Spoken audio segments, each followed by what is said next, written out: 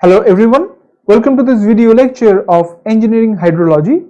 This is Sukamal Ghosh, Assistant Professor, Civil Engineering Department, Greater Kolkata College of Engineering and Management, JS Group. In this particular video, we are going to discuss about the depth, area and duration relationship of rainfall. So first we are going to discuss about the relation between depth and area. For a rainfall of given duration, the average depth of rainfall decreases with increase in area. It means for a constant duration of rainfall and a constant amount of rainfall, the average depth of rainfall decreases with increase in area of rainfall. So, the depth of rainfall is inversely proportional to area of rainfall. Okay. So this relation can be illustrated by a simple example. Let's see. Suppose this is a bottle. This is a small bottle. Okay.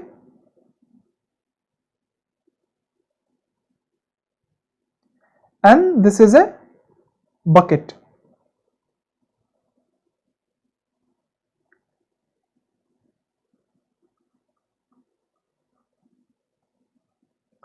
Now the area of the bottle is, let's say, A1 and the area of the bucket is A2.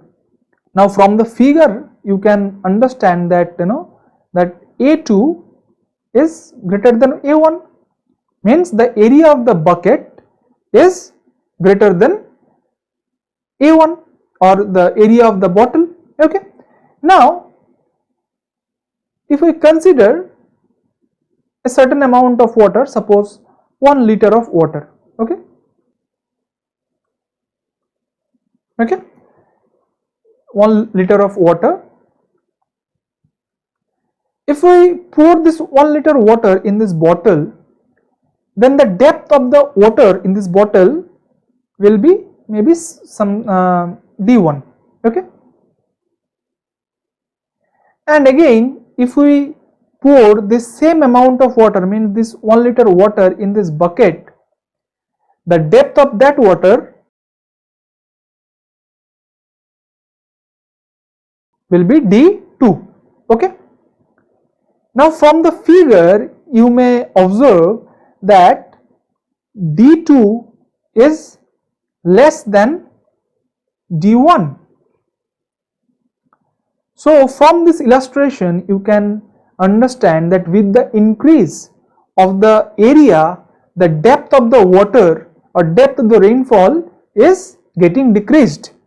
See, because the area of this bottle was far less than the area of the bucket, and with the increase of the area for the same amount of water, the height is decreasing. See, so that is why the depth of the rainfall is inversely proportional to the area of the rainfall. Okay.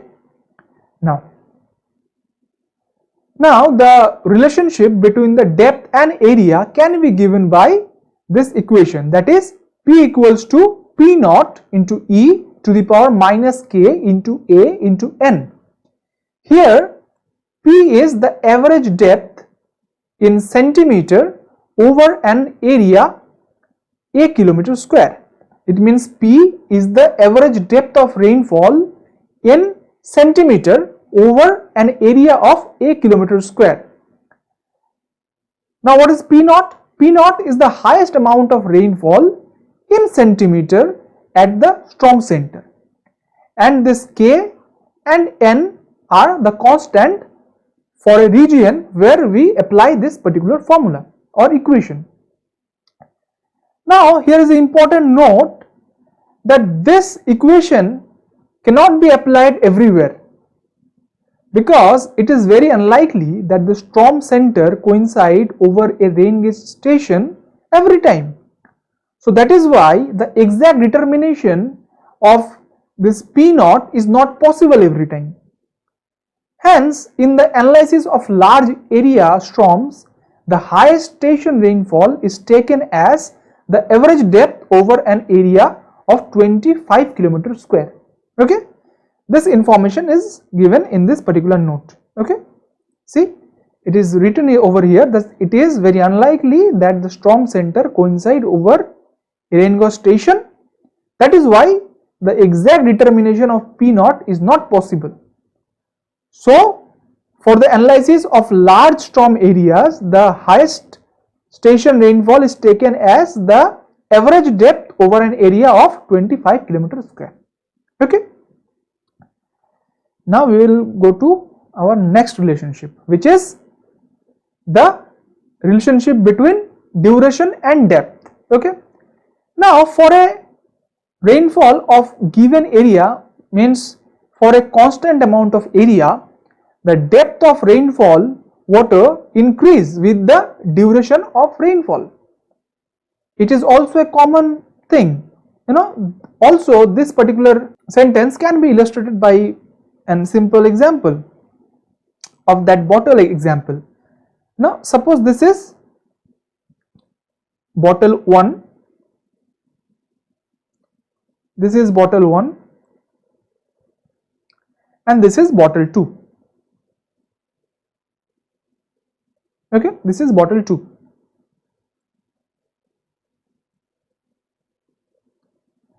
Now the area of this bottle 1 is A1 and the area of this bottle is A2, and A1 equal to A2.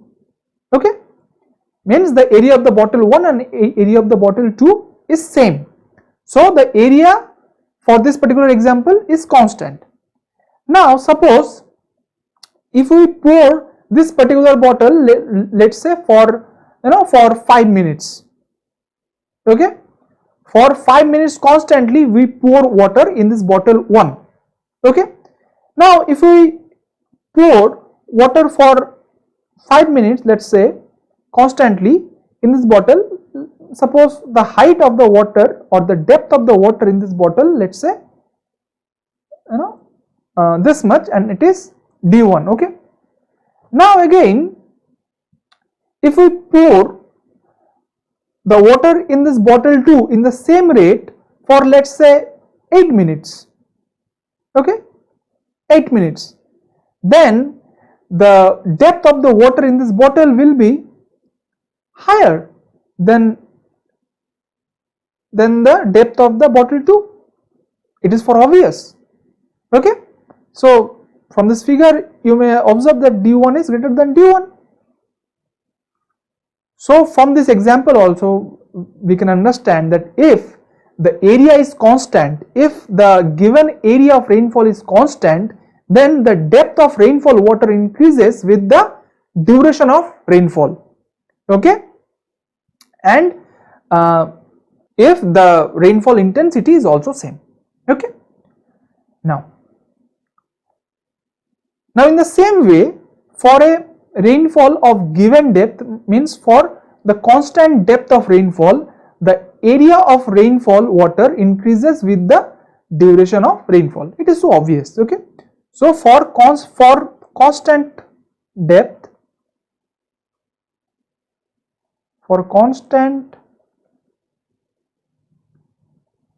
of rainfall, the area of rainfall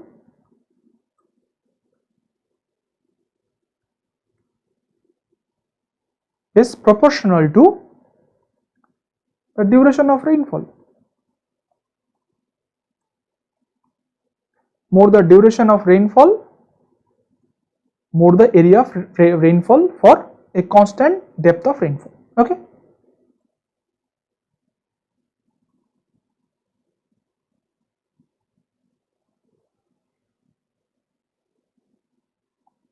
Now, till now we discussed the relation between the depth and area and duration, and depth and duration individually.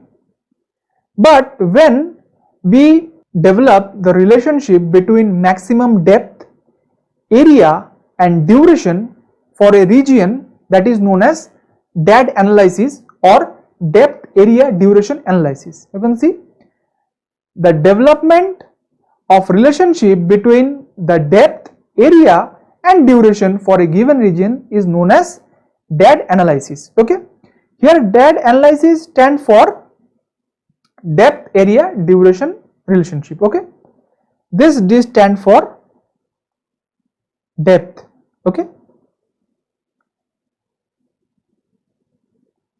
this A is stand for area,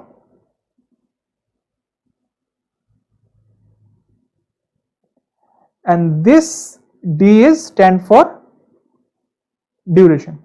Okay, and from this DAD analysis we get the DAD curves. Okay, or depth area duration curve. Okay, so DAD curve or depth area duration curve is a plot of maximum depth against the area, where duration is the third parameter. You can see here in the vertical axis we have the maximum average depth of rainfall, and in the horizontal axis we have the area of the rainfall. Okay, now this is the DAD curve. Okay, so how can we draw this DAD curve? Let's discuss it. Now the first step to draw the DAD curve is to prepare ISO height from the rainfall data. It means suppose we have a catchment area, then from the rainfall data we need to draw the ISO heights in that catchment area. Okay, suppose we have a catchment area. Okay, let's say this is our catchment area. This is our catchment area.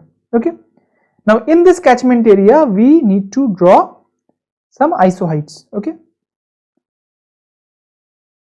suppose this is an ISO height of rainfall depth P0. This is another ISO height of depth P1. This is an ISO height of rainfall depth P2. This is an ISO height of depth P3.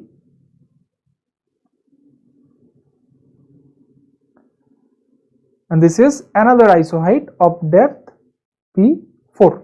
Okay, so this is our first step.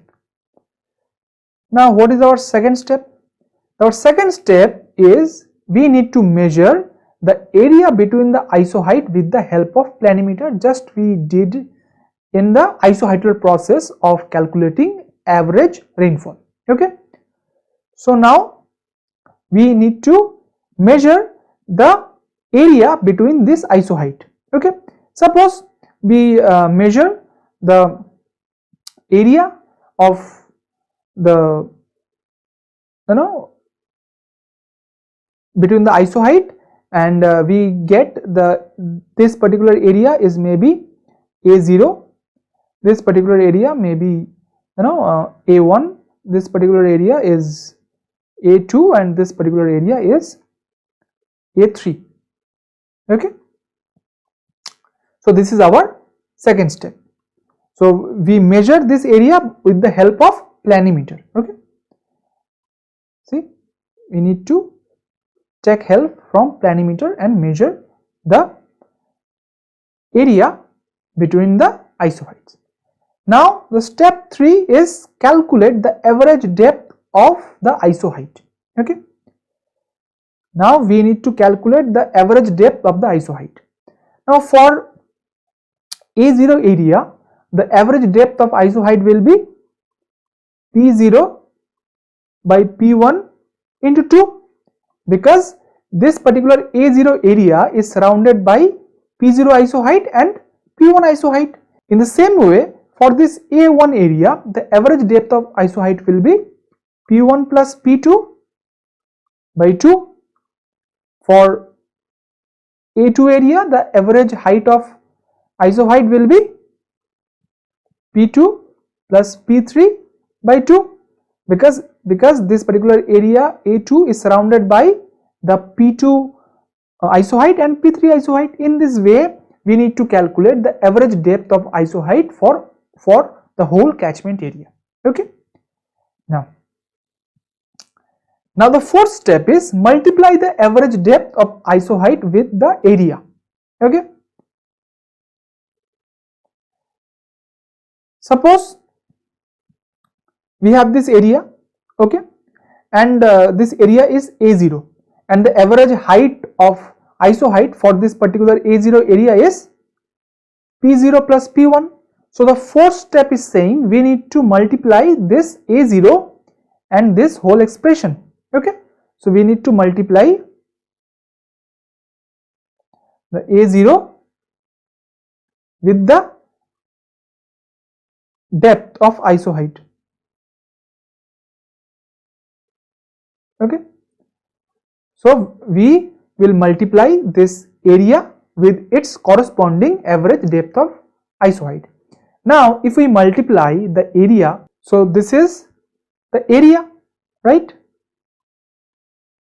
and this is depth. So if we multiply area and depth, we will get the volume. Okay, so in this way, if we multiply the area and its corresponding average depth of isoheight, we will get the volume of rainfall in that particular area. It means if we multiply this A0 with this P0 plus P1 by 2, we will get the volume of rainfall in this A0 area. It means we will get the volume of rainfall for this particular area. In this way, if we multiply this A1 to this P1 plus P2 by 2, we will get the volume of this particular area. Again, in the same way, if we multiply this A0 with this P2 plus P3 by 2, then we will get the volume of this particular area. In this way, we may get the volume of this portions. Okay. Now what is our fifth step? Our fifth step is calculate the cumulative area and the cumulative volume. Okay. Now, so we have got the area and volumes. Okay. So suppose we have got the volume of by multiplying this areas and depths, we have get some volume. Suppose the volume corresponding to A0 area is maybe V0, the volume corresponding to A1 area is V1, the volume corresponding to A2 is V2, and the area corresponding, the volume corresponding to A3 area is maybe V3. So we have get the area A1, A2, A3, A4. Okay, and we have get the volume V1, V2, V3, V4. Now we need to calculate the cumulative areas. So cumulative area for this row will be A1, for this row will be A1 plus A2. Now for this row it will be A1 plus A2 plus A3. Okay.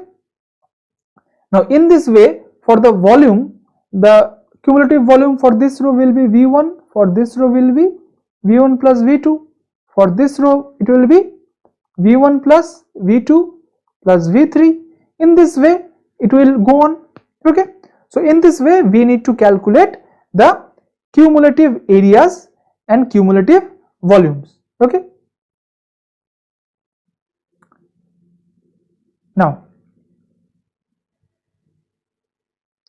the sixth step is divide the cumulative volume with cumulative area to get cumulative depth. Okay. So see, so what we need to do, for the first row we need to divide this V1 by A1. Okay, V1 by A1. If we do that, we will get the cumulative depth. Okay, for the second row it will be V1 plus V2 by A1 plus A2. In this way we need to divide this cumulative volumes with cumulative areas, and if we do that we will get the cumulative depths. Okay, now the last step is plot the depth of rainfall in the vertical axis and the area in the horizontal axis. Okay, this depth is actually the cumulative depth that we derived by dividing the cumulative volume with the cumulative area. Okay, this depth we need to put it in y-axis and this area in x-axis. In this way we will get our depth area duration curve, or you can say the DAT curve. Okay, you must see here the depth is given in the y-axis and area is in the x-axis. Okay, now an important question may arise in your mind that why this DAT analysis is important. So if you recall our first lecture, that is Introduction to Hydrology, where I discussed to you people that why hydrology is important in civil engineering. In that particular lecture I have discussed that from the depth area duration analysis you may design the flood, and this DAT analysis is very important tool to design the capacity of various hydraulic structures. So this DAT analysis is an very important tool to design the various hydraulic structures like dam, reservoir, spillways.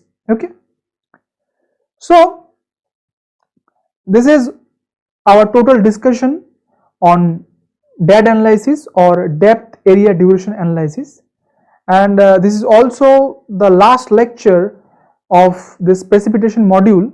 But before completing this module, we need to discuss two another concepts.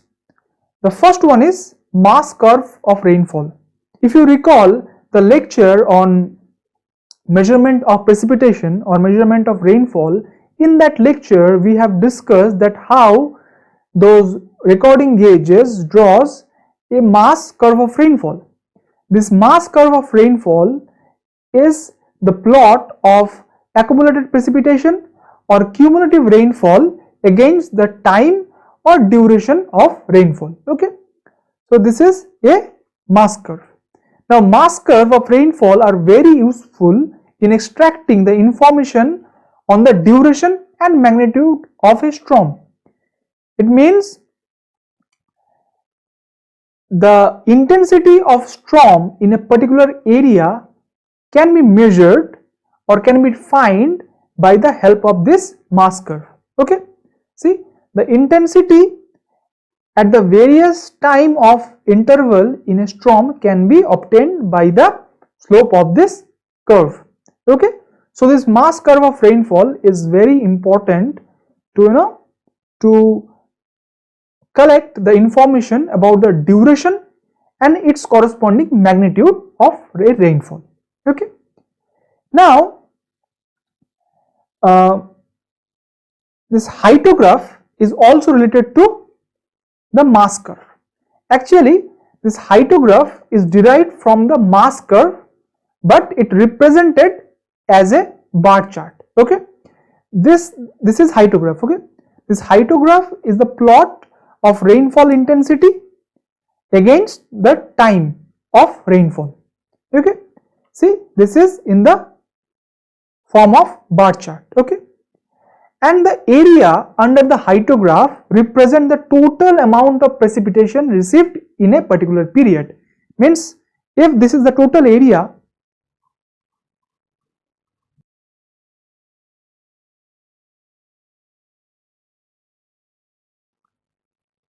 this is the total area under the hyetograph.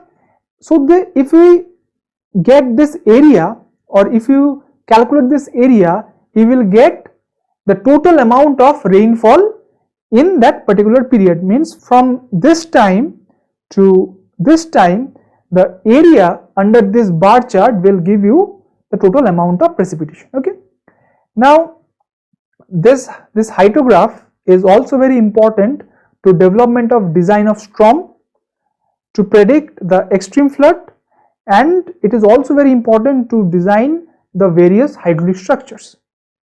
Okay, so this is it for today. From the next day we will start a new module, that is abstraction from precipitation, and in that module we will start with the evaporation, which is the first abstraction of precipitation. Okay, thank you.